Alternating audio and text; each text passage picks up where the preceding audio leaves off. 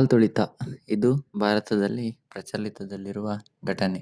ಕಾರಣ ಆರ್‌ಸಿಬಿ ವಿಜಯೋತ್ಸವದ ಸಂದರ್ಭದಲ್ಲಿ 11 ಮಂದಿ ಈ ಘಟನೆಗೆ ಬಲಿಯಾಗಿದ್ದಾರೆ.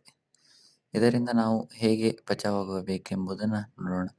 ಇಂತಹ ಘಟನೆ ನಡೆಯುತ್ತಿರುವ ಸ್ಥಳದಿಂದ ಮೊದಲು ಸಮೀಪದ ಎಕ್ಸಿಟ್ ಪಾಯಿಂಟ್ ಅನ್ನು ನೋಡಿಕೊಂಡು ಆ ಕಡೆ ಸಾಗಬೇಕು. ಜನಸಮೂಹವನ್ನು ಬಿಟ್ಟು ಹೊರಹೋಗಲು ಪ್ರಯತ್ನಿಸಬೇಕು. ಇದು ಸಾಧ್ಯವಾಗದೇ ಇರುವ ಸಂದರ್ಭದಲ್ಲಿ ಸ್ವಲ್ಪ ನಮ್ಮ ಮುಖವನ್ನು ಮೇಲ್ಮುಖವಾಗಿ ಉಸಿರಾಡಲು ಪ್ರಯತ್ನಿಸಬೇಕು. ಏಕೆಂದರೆ ಇಂತಹ ಜನಸಮೂಹದಲ್ಲಿ ಆಕ್ಸಿಜನ್ನ ಕೊರತೆ ಉಂಟಾಗಿರುತ್ತದೆ. ಇದನ್ನು ತಪ್ಪಿಸಲು ಮುಖವನ್ನು ಮೇಲ್ ಮಾಡಿ ಉಸಿರಾಟವನ್ನು ನಿಧಾನಗತಿಯಲ್ಲಿ ಮಾಡಬೇಕು.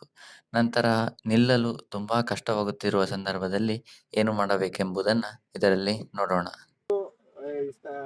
ಇದರಲ್ಲಿ ಹೇಳ್ತಾರೆ ಅದಕ್ಕೆ ನಮ್ಮ ಎದೆ ಮತ್ತು ನಮ್ಮ ಮುಖ ಪ್ರೊಟೆಕ್ಷನ್ ಆಗಬೇಕು. ಈ ತರದಿಂದ ಯಾರಾದ್ರೂ ಬಂದ್ರು ಮುಖ ಪ್ರೊಟೆಕ್ಷನ್ ಆಗಬೇಕು, ಮತ್ತೆ ಎದೆಗೆ ಭಾರ ಬೀಳಬಾರ್ದು, ಎದೆ ಪ್ರೊಟೆಕ್ಷನ್ ಆಗಬೇಕು.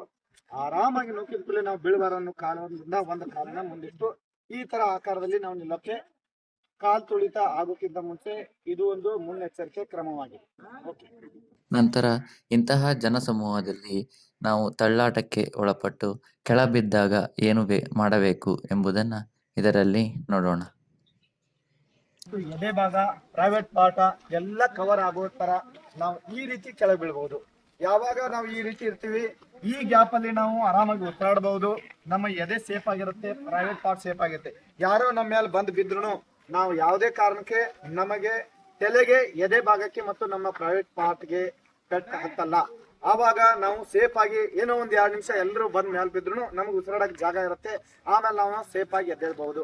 ಆದ ಕಾರಣ ಯಾವುದೇ ನಾವು ಜನಸಂಧಿಯಲ್ಲಿ ಕೆಳಗಡೆ ಬಿದ್ರೆ, ಜನ ನಮ್ಮ ಮೇಲೆ ಬೀಳುವಂತ ಪ್ರಸಂಗ ಬಂದ್ಬಿಟ್ರೆ ನಾವು ಇಮಿಡಿಯೇಟ್ ಆಗಿ ಈ ಪೊಸಿಷನ್ಗೆ ಬಂದ್ಬಿಡಬೇಕು. ಓಕೆ, ಈ ರೀತಿ ಕ್ರಂಚಿಂಗ್ ಪೊಸಿಷನ್ಗೆ ಬರುವುದರಿಂದ ನಮ್ಮ ಮೇಲೆ 4-5 ಮಂದಿ ಬಿದ್ದರೂ ಸಹ ನಮಗೆ ಯಾವುದೇ ರೀತಿ ತೊಂದರೆ ಉಂಟಾಗುವುದಿಲ್ಲ. ಇದರಿಂದ ನಾವು ನಮ್ಮ ಜೀವವನ್ನು ರಕ್ಷಣೆ ಮಾಡಿಕೊಳ್ಳಬಹುದು. ಧನ್ಯವಾದಗಳು.